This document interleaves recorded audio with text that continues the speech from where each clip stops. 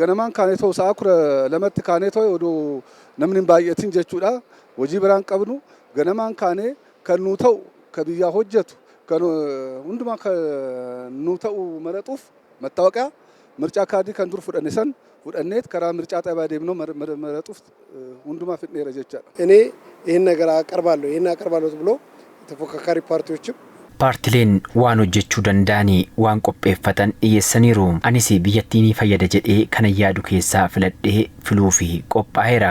Kaardii fudhannee jira. Majammara kaardii isa fudhannaa 12tti dhaqnee bibilsinee deemne kan barbaannu ta'uun beeknaa isaa galchinee deemne. ጠዋት ተነስተን እንግዲህ ወደ ምርጫው ጣቢያ ሄደን ganama bariin ka'een kaardii fudhadhee buufata filannoo deemee nama naa ta'a kan jedhe yaadee filachuuf qophaa'eera. ህዝቡ አምኜብሃለሁ Uummanni kan itti amanee filatutu biyya bulchaa. Bu'uura waadaa galeenis biyyaaf hojjeta. Kunis karaa nagaa fi dimokiraasiin ijaarsa biyyaaf gaarii ta'a. Biyya keenyas filannoo fi filannoo qofaatu baasa. በኢትዮጵያ ላይ የምርጫ ዝግጅት ሲደረግ Itoophiyaatti filannoof qophiirraa eegalee waan hojjetamaa jiru biyyoota Afrikaa biroofillee fakkeenya ta'uu kan danda'udha.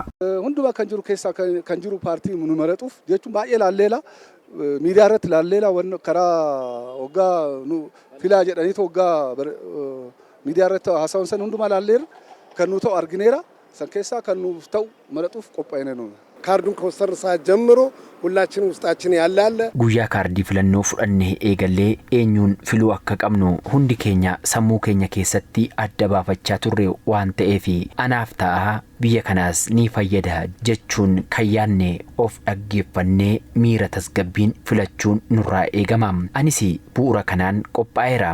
እኔም እንደዛው ተዘጋጅቻለሁ እመርጣለሁ የሚጠቅመኝን ሀገራችንን naa ta'a biyya keenya haa hoogganu jedhee kana yaade filuuf qophaa'eera. ነገ ከሌሊቱ 11 ሰዓት ተነስቼ Borbarii isaa 11 irraa ka'ee na fayyada kan jedhu biyya ceesa kan hin jedhu filachuuf qophaa'eera.